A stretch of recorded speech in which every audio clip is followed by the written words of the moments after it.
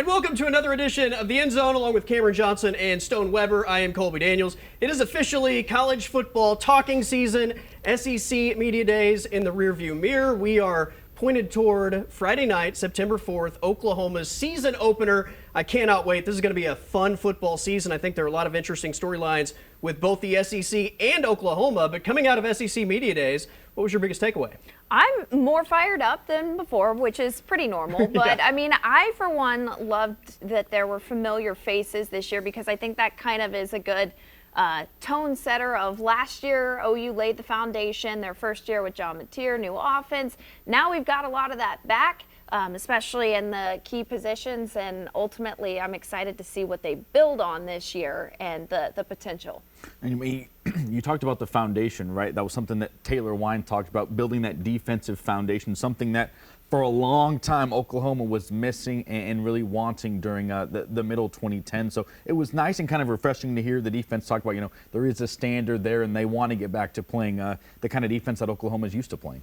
In terms of the on-field question marks, I think we would all agree you got to be able to run the football. That not only helps generate more explosive plays on offense, but it's going to save your defense over the course of an SEC schedule. My biggest takeaway was the emphasis I think Brent Venables put on the run game, which you can hear right now. We got to be more aggressive. We got to be more physical. We got to be better technically sound. We got to have all the right schemes. We got to have belief. We got to have the toughness that goes along with that. And so that's really where we have focused our time here in the out of season. For us to be a championship team, for us to be in that conversation at the end of the year, we got to be a whole heck of a lot better. It puts tremendous pressure on every part of your team when you can't consistently run the football. And so fortunately for us a year ago, guys stepped up at times and were a big part of helping us win. But at the end of the day, for us to be who we want to be, the vision that we have, we've got to run the ball a hell of a lot better than what we have the last couple of years. There you go. Brent Venables not shy about where they are and where they need to be in the run game. Cameron, what did you take from that? And I guess what is your expectation for how improved they'll be? I mean, Venables said it very well there. The players stepped up when they needed to, but for the most part, you look back at last season and the run game was almost non-existent. John Mateer on average was your leading rusher, it felt like. And so you'd think with a lot of the offensive line much more seasoned and you've got a lot of the same production coming back, you'd think the only way to go is up. Yeah. I expect that, and I think they know the importance of and how much it held them back last year. So it almost seems just impossible not to be better. That's right. Speaking of that offensive line, and really young, 3 freshmen in that group a year ago, you expect just from having experience that those 3 guys alone will be significantly better. And you expect that there's going to be a greater level of leadership with that group. And I know Eddie Pierre-Louis, one of the fan favorites, I think, of Tampa at SEC Media Day, spoke about the leadership within that group. It's definitely been a long process. It's been a hard process, but every process, I don't mistake any of it. So coming in each and every day, like I was saying, like my guys, they look up to me. So having that each and every day, I got to know that I got to go harder for those guys, and I got to put myself aside. I can't worry about me. I got to worry about my group. And that's something that I kind of overemphasize as my group as well. Like sometimes you can't be thinking about yourself. You got to think about what's good for the team, what's best for the team. He said all the right things, and I mean, to Cameron's point, those guys are a year older. There's a lot of different aspects, though, to being able to run the football. Part of it is the health of your quarterback, right? And his ability to, put you in good situations where you make the defense respect your ability to throw the ball. That's going to open up run lanes.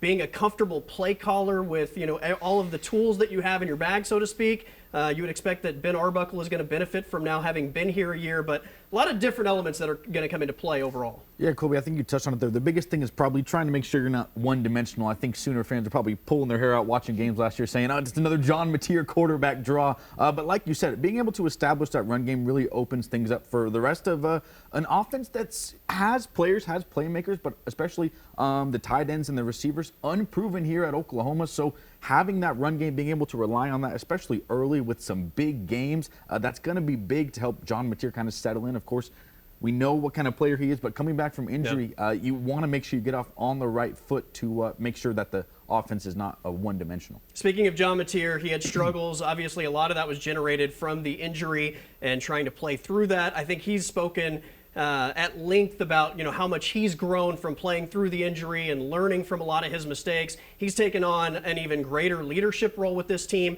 which, look, I thought we all commended him appropriately a year ago for being a new face and embracing being a leader. But sometimes you got to be in a place a while and people have to see it from you. I think his teammates have seen it from him now for over a calendar year. And he talked about, I guess the evolution of being in that role. Good leader, makes them believe in you, but a great leader makes people believe in themselves. And I think that's something that we're shared, that's told to us and to challenge us to do. And I think there's a lot of good leaders that have done that. I think a guy in our position, there's a lot of us, a lot of senior, older guys.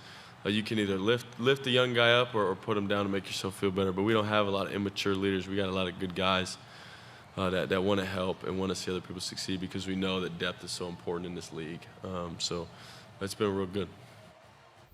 He's absolutely, I think, embraced the mistakes that he made a year ago, and I think it's always a good sign when somebody looks at those things and says, yes, I was wrong. It at least allows for somebody to open the door to improvement and seeing where they went wrong and try to correct that course. I do want to transition to the defense a moment, because I feel like this entire offseason we've talked all about the offense and where they need to get better. This is a defense that is absolutely loaded with talent, but are we maybe underselling the turnover on that group, because they lost a lot of key players and, for that matter, a lot of depth? Yeah, I mean, just the other day, I knew they lost a lot of big names off to the draft, to NFL and whatnot. But when I actually went through that list, it was like, oh, wow, I forgot.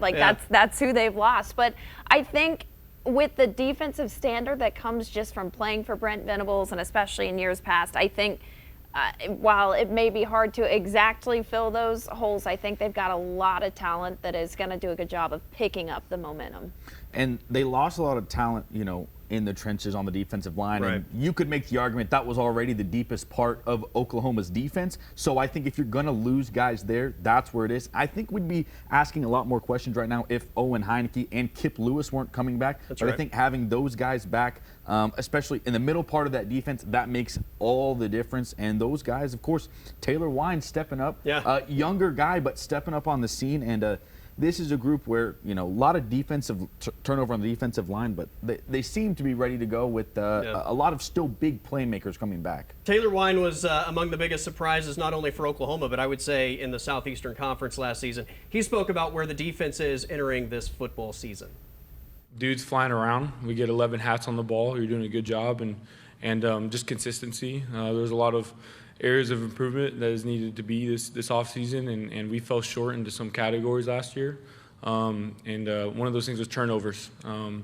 We didn't have our first turnover, I think, until week 5, and that's not the standard that we have at Oklahoma. And we had a really elite defense last year, and that's something that we struggled with. We know that we got to bring our best game, and to me, that's what hard to kill means, is that you bring it every single week. That's just got to put it all together and show up ready to go on Friday for the. I'm excited to see what this defense does. I think the ceiling is enormous, and really, if there's any question marks out of the gate, it's probably a little bit of the depth initially, but as we've seen, Brent Venables has developed that group so well. All right, we got to take a timeout. The Oklahoma City Thunder traded Lou Dort this week. We'll talk about the Dort trade impact on the other side of the break. You're watching The Inside.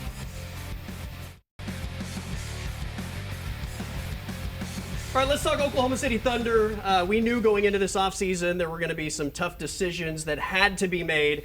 I think we were probably all at the beginning of the offseason in the Thunder are probably going to trade Lou Dort camp. After they picked up his extension, I know some people maybe thought, hey, there is potentially hope that the Thunder are going to keep Lou Dort around. I think they did Dort a solid by giving him that $17 million and said, we still got to trade you, but instead of having to go out and find a deal, you get $17 million this year, and then you can negotiate your deal with somebody else. That's just, I think Sam Presti has always operated that way and doing what's best for players that have been here. Ultimately, Lou Dort is now in Atlanta, but make no mistake about it, this is a cost-saving issue. I mean, the money aspect of this Thunder roster is a significant part of what Sam Presti has to deal with. And when you look at where they were entering this offseason, $557 million in terms of not only salary, but significantly the tax, and where that is now, a savings of $323 million just by trading Isaiah Joe, Aaron Wiggins, and Lou Dort. I mean, that is an enormous amount of money. Well, you said at the very beginning we knew they were going to have to make some hard decisions, and yeah, it hurts to see a guy like Lou Dort go, especially as a fan favorite, one of the longest tenured players. But I mean, those players you just listed off there, while they contribute a lot and they are very talented guys, the strength of the Thunder was the depth for the longest time. So you can get by with sending those players away as much as it hurts, but I think ultimately, especially when you bring in the financial side of things, the Thunder remain in great shape. You added in a couple of first-round guys that you think can come in and make an impact in some sort of way as well. And, of course, the Sam Presti way, right? People saying, well, maybe you're not getting the right value back in these trades, but you're getting draft picks, right? You're getting that leverage that something that's put Oklahoma City apart, a reason that they've been able to build this roster. So it's upsetting for Thunder fans, I'm sure, to see these fan favorites go. But like you said, you're setting yourself up to where you're not necessarily limited by the second apron. So it's an exciting future, a difficult time right now, but definitely something to look forward to. I would say the Thunder didn't get the value for any of those guys that I think they're probably worth, but you don't have a lot of leverage when you are locked into contracts the way the Thunder were. They're not as good today as they were entering the offseason with those three guys on the roster. I think where that will be most felt, though, is in the regular season over the course of 82 games. Those guys were really valuable last season, especially with all the injuries. They may not have the same win total this year in terms of regular season basketball, but they're still very much contenders, and in my mind, they are still very much the favorite in the West. So they're not as good, but I think this doesn't prevent them from winning a championship, especially when you consider their season being on the line, Game 7 against the San Antonio Spurs, and you're without two major pieces. And Lou Dort plays, 16 minutes in that game? Aaron Wiggins and Isaiah Joe don't even play. I mean, I think that kind of shows you in terms of winning a championship where they are, but those guys were definitely assets from a depth standpoint. Now you go forward and you start to look at where they are. There's going to be a reallocation of, I think, all of that money saved. Sam Presti released a statement in the Oklahoman, which is pretty unheard of, and I think that's why this statement is so significant, because he generally doesn't just out of the blue talk to anybody. Sam Presti says, the impression I have been given is that the savings generated this summer and from being out of the tax the last several years will be reallocated to future teams. Along with other new well-documented revenue streams, this will allow us to make more basketball-related decisions over the next several years. A lot of people have taken this, I think, in different ways. To me, this just simply says, we traded Lou Dort to save, with the numbers we just showed you and the other players, $300+ million, and now we can put that money into, I think, a more sustainable future for OKC, as opposed to paying $100 million to keep Lou Dort on the team for 1 year. Maybe you're able to sign Cason Wallace, AJ Mitchell to multi-year deals. It's times like these where I'm just glad I'm not a general manager, because making decisions like that beyond just the present, it makes it a tougher pill to swallow sometimes, because you're like, well, why are we, sacrificing this year for the future? But I think ultimately the Thunder have had a good long-term system, and this is just kind of another step in building that to last even longer. Money it's always a question in professional sports, and it was especially a major topic of discussion with the new arena coming, right? There's a ton of money that's going into that, and Presti was asked about it at the end of season press. What's the ownership group saying, getting ready for this arena? Are you still going to be able to contribute a solid amount of money to build a championship style roster?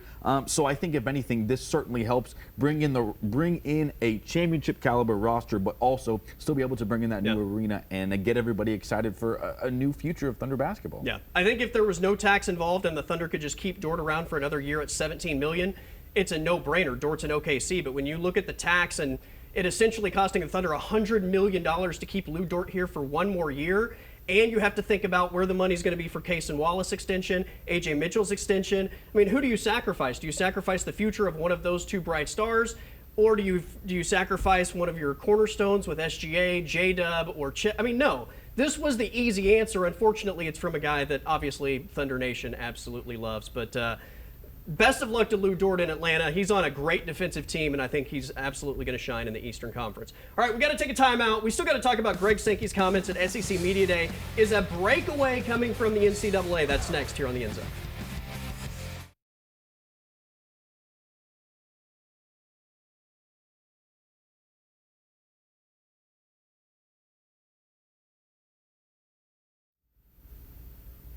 All right, SEC Media Days in the rearview mirror. We've talked all about Oklahoma back on Monday, which feels like forever ago, but also on Monday was SEC Commissioner Greg Sankey. He made some comments about the frustration, I think, within all of college athletics and the NCAA and the lack of regulations and uneven rules, essentially, depending on your geographic location. He said there is a real possibility at some point of there being a breakaway between the SEC and, I guess, the rest of college athletics with the NCAA. Here's a portion of those comments. We went through a college football playoff discussion for years and introduced a 12-team playoff where it just sat because colleagues couldn't move. And they had reasons, but those reasons really didn't resonate. And so understand that beneath the observation is frustration. But I also know the pride with which I spoke of 13 national championships, and there is meaning and value, and I do think a national expectation that we participate in a national organization. But that national organization must function in a healthy manner. Otherwise, that simmering will continue. The biggest issue with the NCAA is that you have so many athletic programs that all have different interests and want different things, right? So to get all of these people to agree on a specific set of rules, regardless of whether it's football or basketball or the college football playoff or how many years of eligibility or transfer portal, right? You have to get all of these different people to agree on all these different things. That's why it takes so long to get anything to happen. That's why ultimately what does happen leaves everybody feeling a little bit like we didn't actually get what we wanted. That's why I have over a decade felt like the end game of all of this is, especially in college football, a breakaway, and whether we want to call it, one super league or multi-super leagues or some sort of separation, it's going to happen. It's just a matter of when. Yeah, I understand the process and how difficult it has to be to, like you said, get a whole nationwide assortment of programs to agree on one thing. So I understand why it takes so long, but ultimately, especially in recent years with how things have been handled by the NCAA, I understand 100% where the frustration comes from, and for the sake of the sport, I also hear the argument of getting away from that and, making things like they used to be. Yeah, the good old days. It's probably not what people want to hear, but it's, things have been getting better. 12-team playoff, the 5-year eligibility thing, it is getting better, but you're still a long way from where you want to see the sport be. I mean, best case scenario is they just get rid of the NCAA. There's a new governing body that everybody can agree by the same set of rules, and it stays somewhat as it is. I think that's highly unlikely, but we'll see where all of this lands. All right, the closing argument with Noble McIntyre next, right here on The Inside.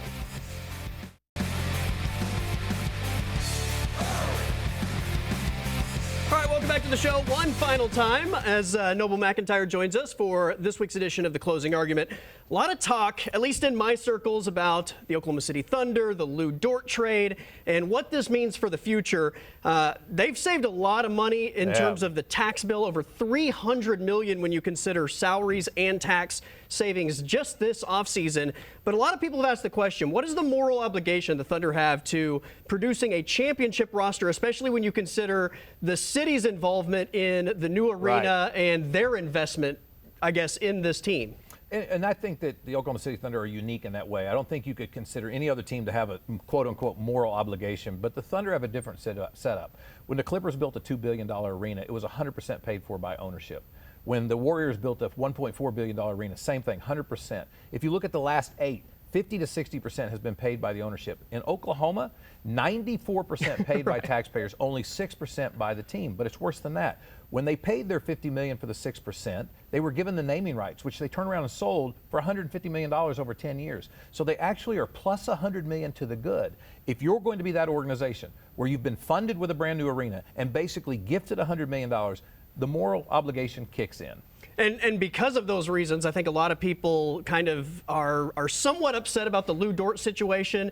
His option year was $17 million. Now, again, because of the tax purposes, they're saving north of $80 million between his salary and what they would get penalized in the taxes. They're going to save over I think the number's like 323, somewhere in that range total. But you also have to look at the future. You're going to have to re-sign a guy like Cason Wallace. You're going to have to re-sign a guy like A.J. Mitchell. So it's not just about re-signing Lou Dort and going all in on one season. I think the moral obligation is to extend this for as long as they possibly can.